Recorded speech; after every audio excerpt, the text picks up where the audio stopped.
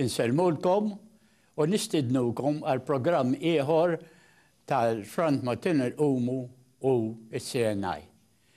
Il-kwistjoni bej l-Unjoni Ewropea u r-Renju Unit tinteressana għax aħna parti mill-Unjoni Ewropea u allura hija kwistjoni bej ir-Renju Unit u Malta. Jiena se nsaqsi mal-ewwel l-sieħbi x'inhuma ħsibiet tiegħu fuq din il-kwistjoni. Il-kwistjoni ta' Brexit, kulħadd jgħid x'taħu jitem u ħadd ma jaf x'se jiġri eżatt, però minn dak li ġara sissa sal-lum, anke jekk ma nikkonsidrawx se jiġri għada, il-poplu Malti għandu jieħu diversi talimiet importanti għalina bħala poplu. U l-ewwel talima hija kemm il-poplu Malti seta' għamel ftehim ħafna aħjar mal-Unjoni Ewropea minn dak li hemm illum. Wieħed forsi qed x'għandha x'taqsam mal-Brexit, ħafna għandha x'taqsam għaliex infakkar hawnhekk jiena meta sar ir-referendum fir-Renju Unit 3 snin ilu u fuqhom, ir-referendum ma kienx jistaqsi lill-poplu jekk irid joħroġ mill-Unjoni Ewropea jew jibqa' bil-ftehim li kien hemm. Ir-referendum kien jew joħorġu jew jibqgħu imma bi ftehim ġdid. Ftehim illi kien se jħallilhom 3/4 tal-ħelsien bħala poplu għaliex. Il-ftehim illi kien irnexxielu jasal għalih Cameron 3 snin ilu, se ħalliha lill-poplu Ingliż laqqas dak ma rrid jaqta' u joħroġ il-maġġoranza rridu li joħorġu. Imma anke kieku baqgħu, il-ftehim kien jgħid illi ħajbqu jżommu l-isterlina, allura ħajbqu ħielsa mid-dominanza Ġermaniża tal-Euro. It-taxxi jibqu totalment f'idejhom is-sistema tat-taxxa. Il-qrati Ingliżi ma jkunux suġġetti għal qrati Ewropej, ħajkunu ħielsa mill-qrati Ewropej. L-armata u s-sigurtà tibqa' dominanza tagħhom, l-istess tibqa' ħielsa minn jekk ikun hemm armata tal-Unjoni Ewropea. Brussels kien aċċetta wkoll ċertu limitazzjonijiet fuq l-immigrazzjoni li ma kinux f'pajjiżi oħra. Il-ftehim kien jgħid ukoll illi jekk il-qudiem l-Unjoni Ewropea taqqat iktar tiċċentralizza iktar il-poter ġewwa Brussels, l-Ingilterra m'għandax taqsam xejn ma' dan. Ġifieri jekk ikun hemm closer union din kienet il-frażi, l-Ingilterra ma tidħolx fiha. Allura il-ftehim li kien għamel Cameron ifisser illi l-Ingliżi kienu se jżommu 3/4 tal-ħelsien tagħhom ħanejtek. Issa il-poplu maġġoranza ridu l-ħelsien sħiħ u votaw kontra. Issa għaliex di hija talima kbira lina.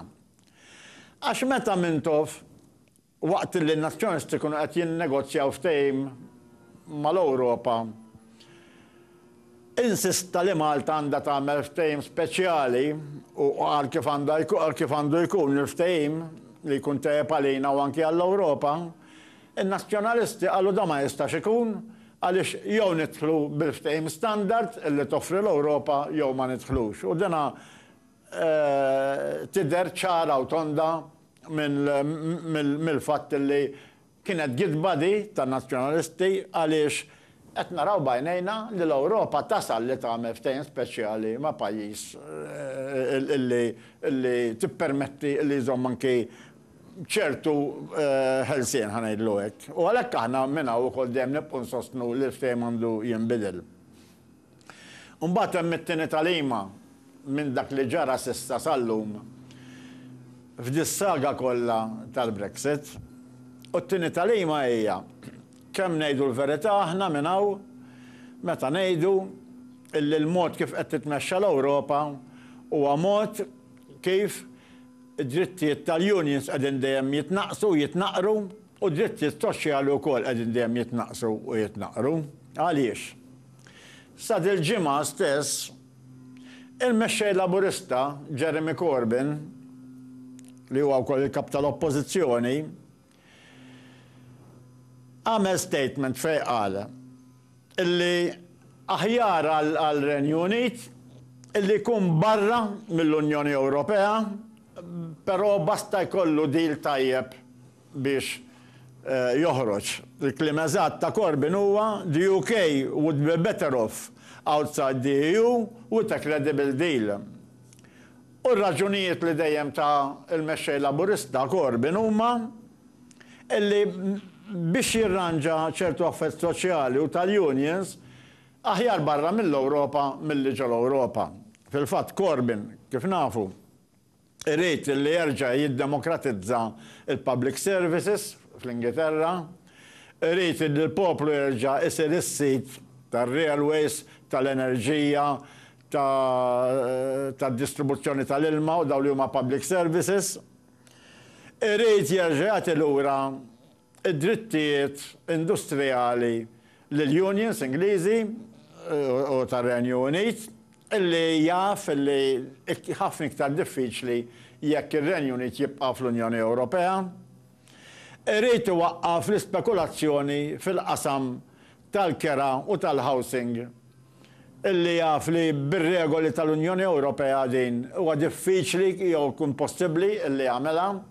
U għalhekk qed jgħid illi għalhekk Corbyn qed jgħid illi aħjar barra mill-Unjoni Ewropea milli ġewwa basta ikun hemm deal tajjeb, mhux qed jaqbel mad-deal li ridet tagħmel Theresa May u laqas ma qed jaqbel mad-deal li jrid Boris Johnson. Imma għalina issa biex naraw x'nistgħu nitalmu minn dis-sitwazzjoni huwa evidenti illi minn vera irid ifittex id-drittijiet soċjali u drittijiet industrijali kif dejjem ngħidu aħna aħjar barra mill-Ewropa jew inkella biftehim differenti minn dak li għandna li jorbotna ma' daw ir-restrizzjonijiet.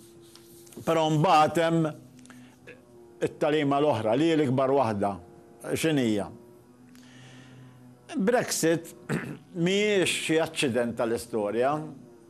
Brexit hija parti minn film, ħanejdlok li għadu għaddej, film li għadu waqqas wasal fl-intermission tiegħu, anke jekk joħorġu l-Ingliżi mill-Unjoni Ewropea, anke jekk joħorġu b'no deal, anke jekk joħorġu biftehim aħjar, għal kulħadd aħjar li joħorġu biftehim, xorta jibqa' l-fatt li l-kaġun tal-Brexit huwa kaġun li huwa mifrux fuq l-Ewropa kollha. Il-kaġun huwa sempliċi, il-kaġun huwa li Brussels hija dejjem jiġma' iktar u iktar u iktar poteri mingħajr demokrazija u dejjem ikompli naqqas il-poteri tal-parlamenti eletti tal-pajjiżi tal-Unjoni Ewropea. Di biex wieħed jifhimha l-aħjar jara stati oħrajn. Hekk wieħed jara l-United States, pereżempju, United States, il-President huwa elett mill-ċittadini kollha. Mbagħad kull stat għandu l-gvern tiegħu ukoll elett u hemm firma sistema deċentralizzata. L-Unjoni Ewropea differenti minn hekk. L-Unjoni Ewropea dawk li mhumiex eletti biex imexxu jikkmandaw lill-gvernijiet eletti bit-Trattat ta' Lisbona daħlu l-vito illi kompla naqqas is-saħħa tal-pajjiżi żgħar fl-Unjoni Ewropea u aħna bħala l-iżgħar pajjiż fl-Unjoni Ewropea l-iktar li ntlaqatna di meta spiċċa l-vito spiċċa għax tajna minnaħa tagħna Malta tagħtu donation lill-kbarat tal-Ewropa. Issa x'inhi s-sitwazzjoni? Is-sitwazzjoni hija illi allura għandna ċentraliżmu, għandna Brussels qiegħed jiġma' iktar il-poter u dejjem il-gvernijiet eletti jitilfu il-poteri tagħhom. Biex wieħed ikompli fihma di, infakkar hawnhekk, jekk wieħed jara l-Awstralja li wkoll hija kontinent, l-Awstralja wkoll hija bħal United States. Kull stat għandu l-gvern tiegħu, imma mbagħad hemm il-gvern federali, il-gvern il-kbir tal-Awstralja kollha, imma itelluh u l-Prim Ministru tal-Awstralja itelluh il-poplu kollu jivvota tal-Awstralja kollha. Mhux bħal issa minu l-kbir, min hija bħalissa von der Leyen hija l-kbira, l-iktar waħda li għandha poter fl-Unjoni Ewropea, U dejn hija l-status ta' papessa għandha, għaliex, għax kif il-Papa jintażel mill-kardinali fil-Vatikan, ma jintażilx mill-insara kollha jivvotawlu dan.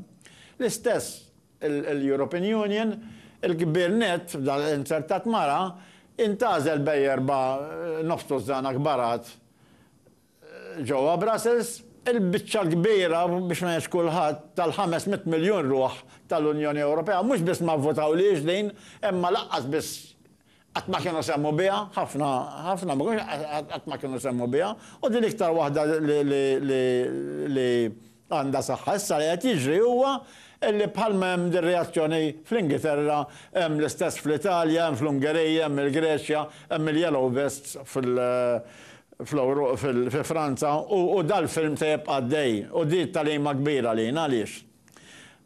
Hemm żewġ raġunijiet għaliex, u nettax dana juri kemm għandna raġun aħna nibqgħu nsostnu li m'għandniex bżonn sitwazzjoni bħal di u aħjar jew nibdlu ftehim jew noħorġu. U għall-lanqas, minn ma jaqbix magħna f'di, l-ġiex partiti, għall-lanqas nisperaw illi fis-snin li ġejjin ma jżommux man-naħa tal-dak li huma antidemokratiċi u jżommu man-naħa tal-dak li huma demokratiċi u ma jridux li l-Parlament jikomplu jitilfu s-saħħa tagħhom. Issa kif edna Brexit tolqotna mill-viċin. L-għanet nistaqsu wara l-31 ta' Ottubru meta ir-Renju Unit għandu joħroġ mill-Unjoni Ewropea. Għaliex il-poplu Malti għandu iħallas prezzijiet ola tal-oġġetti li nimportaw mir-Renju Unit. Għaliex da? Ir-risposta hija għax l-Unjoni Ewropea trid il-wara 31 ta' Ottubru ikun hemm id-dazji fuq il-prodotti li nimportaw mill-Renju Unit. Imma il-poplu Malti dan jaqbillu. Iridu, żgur ma jridux li jolow il-prezzijiet. U għaliex allura aħna li ilna b'relazzjoni mal-Renju Unit mijiet ta' snin, aħna parti mill-Commonwealth m'għandniex is-seta illi nagħmlu ftehim differenti mal-Renju Unit. Jekk Franza u l-Ġermanja iridu li meta jidħlu prodotti Ingliżi fi Franza u l-Ġermanja, dawn jolow il-prezzi tagħhom bid-dazju, igawdu huma. Imma li jimponu wkoll li l-poplu Malti ikollu bil-fors iżid il-prezzijiet bid-dazji, din hija xi ħaġa li l-poplu Malti m'għandux jaċċetta. Ma jistax ma jaċċettax. Din hija il-gażiba li ma jistax ma jaċċettax għax l-Unjoni Ewropea ma tħallihx. Jagħmel ftehim mar-Renju Unit li huwa differenti milli għamlu l-Franċiżi u l-Ġermaniżi mar-Renju Unit wara li r-Renju Unit joħroġ mill-Unjoni Ewropea. Issa x'inhi il-kwistjoni li qed iżomm li jkun hemm ftehim bejn l-Unjoni Ewropea u r-Renju Unit ħalli n-negozju li jsir illum jibqa' jsir mingħajr id-dwana u mingħajr id-dazzi tal-oġġetti li jidħlu mir-Renju Unit fl-Unjoni Ewropea u f'Malta. X'inhi r-raġuni? Ir-raġuni hija li hemm kwistjoni bejn l-Irlanda ta' fuq u l-Irlanda t'isfel, għax l-Irlanda hija maqsuma. L-Irlanda ta' fuq hija parti mir-Renju Unit u l-Irlanda t'isfel huwa stat separat. U l-Unjoni Ewropea ma tridx li wara li joħroġ ir-Renju Unit mill-Unjoni Ewropea ikun hemm id-dwana bejn l-Irlanda ta' fuq u l-Irlanda t'isfel. Imma min se jġib id-dwana bejn l-Irlanda ta' fuq u l-Irlanda t'isfel? Mhux id-deċiżjoni tal-Unjoni Ewropea li ma tħallix illi n-negozju kif isir illum ikomplu jsir mingħajr dazju. fuq oġġetti li mill-Renju Unit jidħlu fl-Unjoni Ewropea.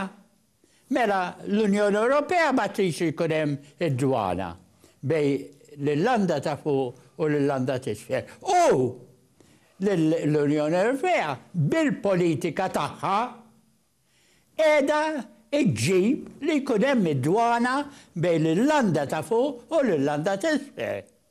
Għaliex l-Unjoni Ewropea ma trix taċċetta illi l-oġġetti li jidħlu mill-Renju Unit fl-Unjoni Ewropea u għalhekk fl-Irlanda t'isfel dawn ma jkunx hemm dazzju fuqhom.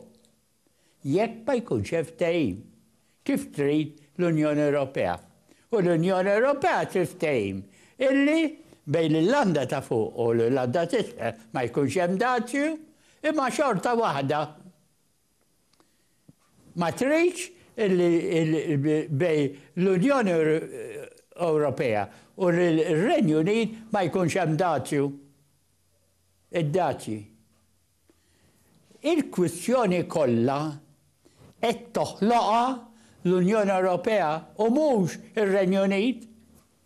Imma issa ninsu l-Unjoni Ewropea għax aħna parti minna, mela l-kwistjoni kollha li llum hemm bej ir-Renju Unit u Malta qed noħolqu aħna għaliex qed naċċettaw il-politika tal-Unjoni Ewropea li ndaħlu d-dazzji wara li r-Renju Unit joħroġ mill-Unjoni Ewropea.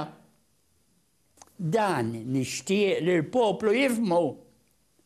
Għaliex dan il-poplu minn għalih illi dil-kwistjoni mhux aħna imdaħlin fiha, żgur. Aħna sakemm nimxu fuq il-politika u d-deċiżjonijiet li jittieħu l-Unjoni Ewropea, aħna qed nieħdu dik il-politika u dawk id-deċiżjonijiet qishom qed nagħmluhom aħna. Issa poplu żgur, poplu Malti, ma jrix da li jerġa' jkun hemm id-dazzji fuq l-oġġetti li nimportaw mill-Unjoni mill-Renju Unit. Għax dan ikun ifisser prezzijiet ola għall-konsumatur Maltin, tola l-ħajja għal-Malta, għal-Maltin. Żgur il-poplu dan ma jridux, imma ma jistgħmel xejn il-poplu. Għaliex il-poplu huwa imjassar mill-madmat tal-Unjoni Ewropea. U dak li tiddeċiedi Franza u Ġermanja għan-nom tal-Unjoni Ewropea, għalkemm ikun ta' ħsara għall-poplu Malti, il-poplu Malti jkollu jaċċettah. Għax hekk tfisser is-sħubija tagħna fl-Unjoni Ewropea. U għalhekk aħna meta noġġezzjonaw għal kondizzjonijiet ta' sħubija, għaliex id-dawn iġibu li il-poplu Malti ikollu jbaxxi rasu u jbati il-konsegwenzi ta' deċiżjonijiet li jieħdu il-pajjiżi kbar tal-Unjoni Ewropea li jorbtu lill-poplu Malti kontra x-xewqa tal-poplu Malti. Issa da qed ngħidu li jolow l-oġġetti biss. Hemm konsegwenza oħra. Illi jekk l-Unjoni Ewropea tibqa' timponi id-dazzji fuq l-oġġetti mill-Renju Unit, ir-Renju Unit jagħmel l-istess. U dan ikun ifisser illi dak li nipproduċu f'pajjiżna u nesportaw lejn ir-Renju Unit ikun suġġett tad-dazzju għala jonqos il-beħ tal-prodotti Maltin fis-suq tar-Renju Unit. Mela din il-politika tal-Unjoni Ewropea se teffettwa lil Malta żewġ manjieri. Waħda li l-poplu iħallas iktar għall-oġġetti Ingliżi. U t-tieni li il-fabriki Maltin jesportaw inqas lejn Renju Unit imħabba d-dazzju li Renju Unit jimponi Jekk l-Unjoni Ewropea timponi dati, Renju Unit jimponi dati fuq oġġetti li joħorġu mill-Unjoni Ewropea għal-Renju Unit, li joħorġu minn Malta għal-Renju Unit. B'żewġ manjeri se nintratu bil-politika u d-deċiżjoni ħażina baljata tal-Unjoni Ewropea li ma trix tħalli il-free trade bejn l-Unjoni Ewropea u r-Renju Unit wara li l-Renju Unit joħroġ mill-Unjoni Ewropea.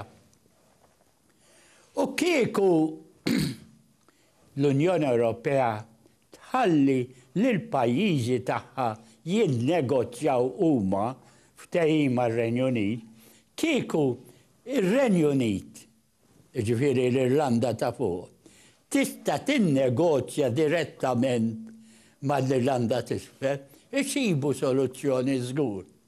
Għaliex ir-Renju Unit kieku jista' jagħmel ftehim mal-Irlanda t'isfel, kieku l-Irlanda t'isfel titħalla mill-Unjoni Ewropea jagħmel ftehim, żgur jagħmel ftehim ir-Renju Unit.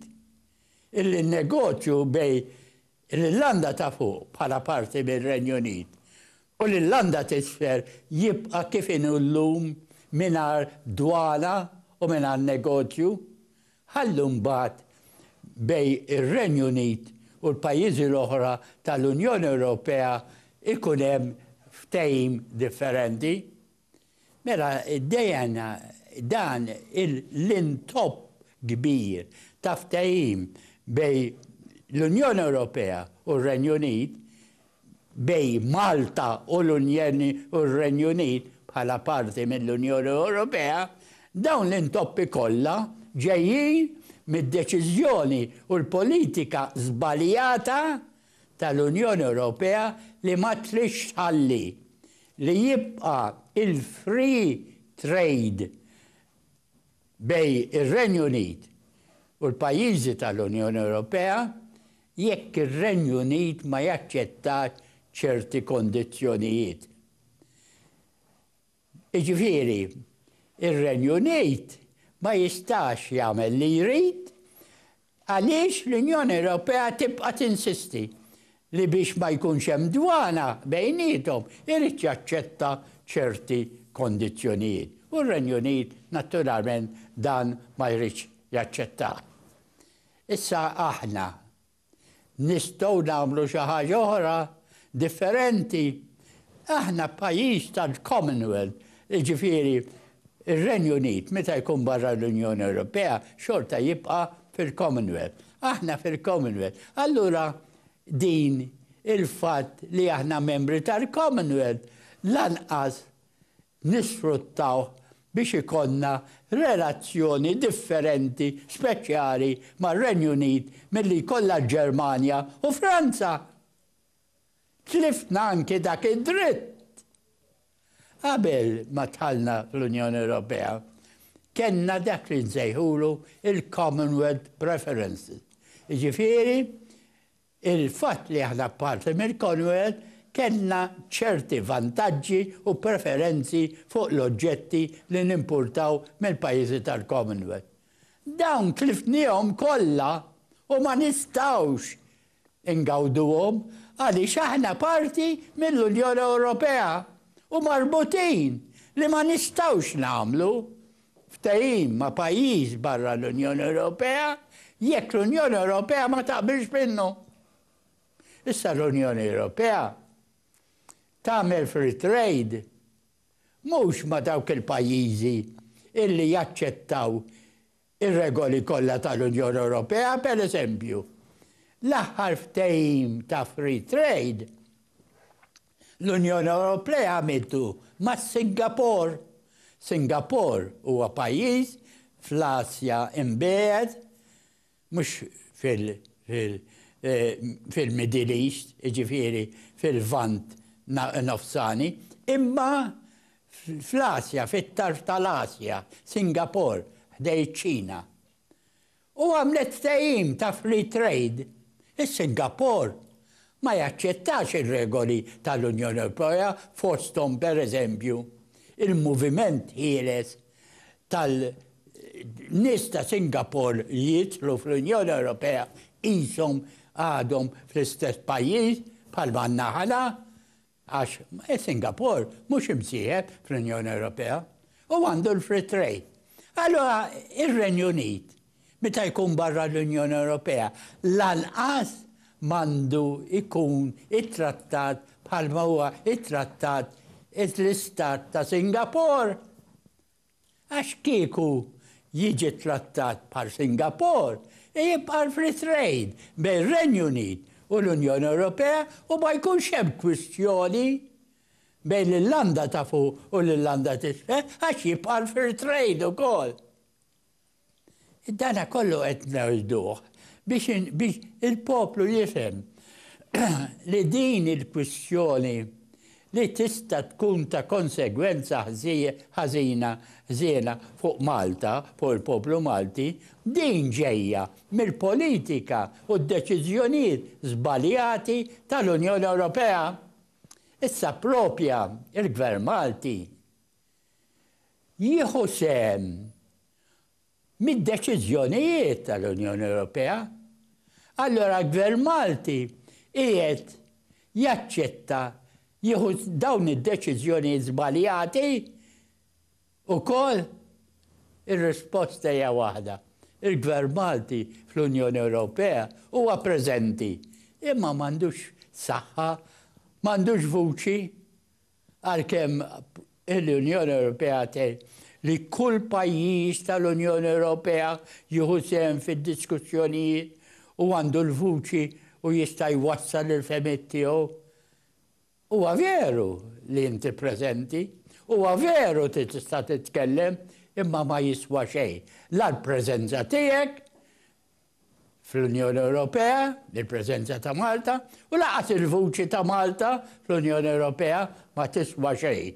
Għax aħna maħniex indaqs fl-Unjoni Ewropea, aħna ċedejna il-veto meta tħallna fl-Unjoni Ewropea, kull deċiżjoni kienet itsir bil-kunsens.